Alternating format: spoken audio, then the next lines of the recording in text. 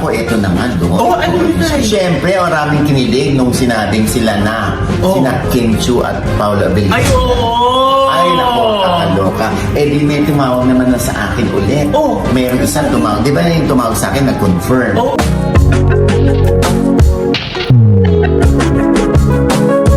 Yung last episode natin, Oo. nag-confirm. Oo. Eh, ito naman kinokontra. Ay, ano naman sabi? Sabi, hindi pa raw. Sabi niya, hintayin mo, Mama Ogs, na si Paolo Abelino ang umamin.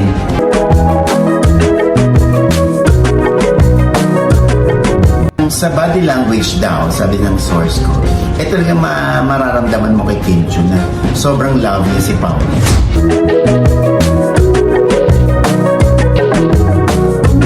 OG Diaz, nawindang sa kumalat na chismis kina Kim Chiu at Paolo Abelino.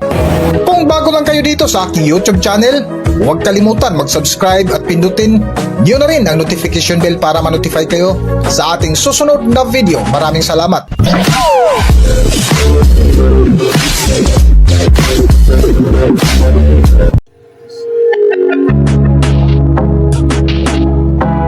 Kamakailan nga ay humarap sa media sina Kim Chiu at Paolo Abelino kung saan inulan ng tukso ang rumored celebrity couple na naganap sa Grand Mediacom ng first movie nilang My Love Will Make You Disappear under ABS-CBN Production at Star Cinema. Pinatunayan nga ng mga co-stars nila sa pelikula na totoong super sweet ang Kim Pao na talagang nagpapasabog lagi ng kilig at good vibes sa lahat ng kanilang mga katrabaho. Ginanap nga ang press con ng My Love Will Make You Disappear nitong nagdaang Miyerkules, February 19, 2025 sa Dolphy Theater sa ELG Building sa Quezon City na dinaluhan nga kina Kim Chiu at Paolo Abelino kung saan naroon din ang iba pang cast member ng nasabing movie. Sa press con nga nabuksan ang usapan sa pambubuking daw ni Wilma Dacent na may relasyon na umano sina Kim Chiu at Paolo Abelino na kung saan nauwi sa kulitan ang kanilang kwentuhan. Isa nga sa cast ng nasabing pelikula na My Love Will Make You Disappear ay nagtanong kina Kim Chiu at Paolo Abelino kung kailan sila huling kinilig. Nadiritsahang sagot nga ng Kim Pao ay tuwing may pagkain na kanilang pasalubong sa isa't isa, na isa nga sa tinumbok ng Chinita Princess na si Kim Chiu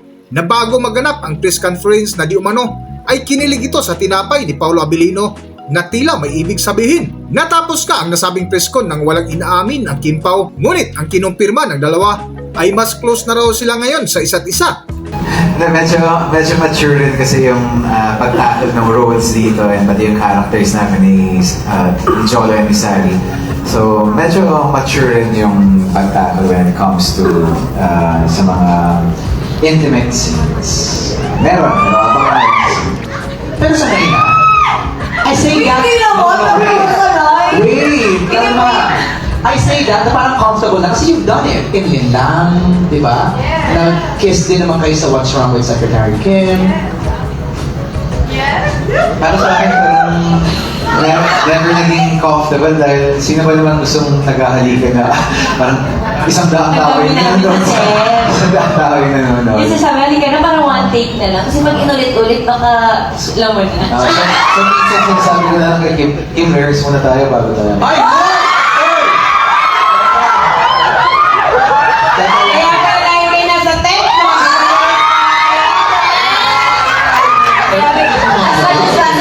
Kaya pala, bawal pumasok ng tent nila. Pinapractice na namin kung sino yung gaganon. Charot lang. Para mas ulit na one Ay, take. nabubulol!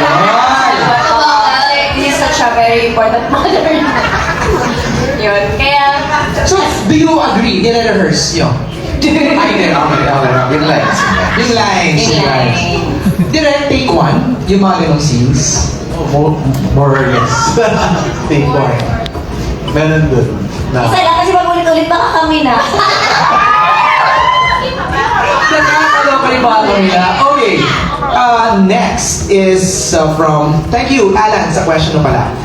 From Jeffrey Garcia of Jeff Oligar TV. For Kim, from being known in reality shows to this moment that your team up is so phenomenal, gaano po katindi yung chemistry? Can you describe yung chemistry ni Paolo? Ako ba magsasabi ng chemistry? Describe it lang, ikaw, from your point of view. From, gabi naman yung basihan nila from PBB. Siyempre from 60 years old to 30s. 30s! Hindi na sinabi ko ano yung edad. Pero, Parang mature na kasi now eh, di ba? Yes, masasabi ko na lumaki ako syempre sa harap ng mga taong sumusuporta sa akin. And napanood ko na yung nakailang love team na, pangatlo na rin to. Per decade, kasi ako nag-love team. So, per decade din yung experience from Puppy Love. So, yung experience ng genre ng pelikula ay per decade din. So, last na ba to?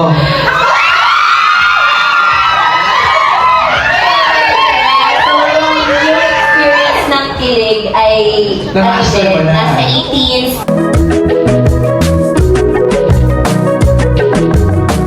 Ngunit ang kinumpirma ng dalawa ay mas close na raw sila ngayon sa isa't isa.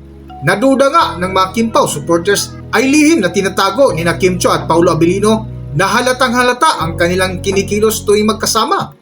Ngunit sa vlog nga ni na OG Diaz ay nawindang sila sa huling nakuha na balita ukol sa relasyon ni na Kim Cho at Paolo Abilino mula sa kanilang source na di umano ay antayin ang konfirmasyon mula mismo kay Paolo Abilino para mas maraming kikiligin lalo na ang kapamilya aktris na si Kim Cho.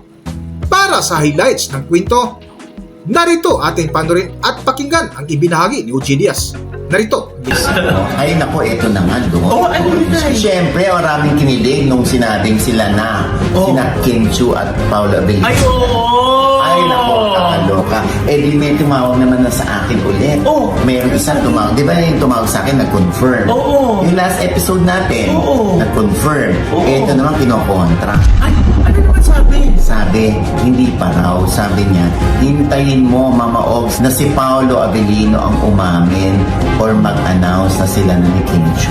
Malalim yun na yan. Di ba yung babae ang nagsasabi na sila na? Ay, yeah. Pero maganda rin kung lalaki.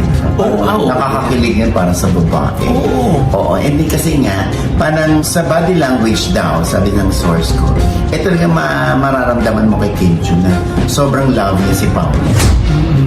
Si Paolo naman daw, hindi ganun ka-demonstrative talaga. Oo. Tulad nga ng una natin sinabi.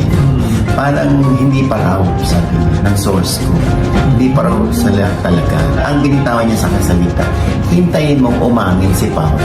Doon tayo maniwala. Eh, pero iba yung sinasabi ni Wilma Dasent, di ba? Kaya nga, di ba, si Wilma kasi, syempre, bilang, kumbaga, matagal na siya sa showbiz, alam niya na yung mga galawan, di Oo. ba? Pero, yun yung sinasabi ng aking source naman, na parang, basta hintayin mo, Ochi, pag si Paolo na ang umamin. Eh ako naman, sa totoo lang, buksan mo man ang puso ko, di ba? Patay ka na nun, Oy, kuya! tangka. Hindi ko buksan Kumbaga, alamin mo man yung laman ng puso ko. Yes. Gusto ko talaga magkatuluyan ang Kim Pao. Oo. Gusto ko maging magsyota sila. Oo. Totoo Ganun yan. yun, oo. Totoo po yan. Di ba? Quiet shows. Oo. Ako na nagsasabi, no? Teka muna, kuya. Bakit? Napupunuan nga ako eh. Ano ba talaga yan? Sila ba o hindi? Abangan nga natin. Ah. Oo, medyo challenging naman yung pinagagawa nitong source ko.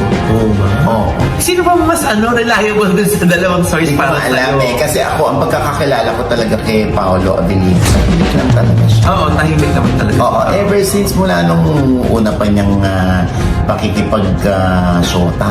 Di ba? Hindi naman natin naringgan o napanood si Paolo na sobra siyang talkative Oo. about his relationship. Oo, Di ba? about love life. Yeah, Oo. kaya abangan natin yun. Ha? Basta ang importante, nakikita natin na happy silang dalawa. Oo, yun ang importante naman, in fairness. Di ba, no? Happy Basta talaga happy sila. sila. Kasi Pag minsan may magkasama mga sila. ganyan na parang wala nang label eh. Pero ramdam mo sa isa't isa na, parang tayo na, no? Pero wala tayong label. Di ba? Di ba? Stay happy! Yes. Love, love, love! Please, okay. Yeah! Hanggang dito na lang muna ang ating video at kung nagustuhan nyo, huwag kalimutan mag-subscribe at pindutin nyo na rin ang notification bell para ma-notify kayo sa ating susunod na video. Maraming salamat!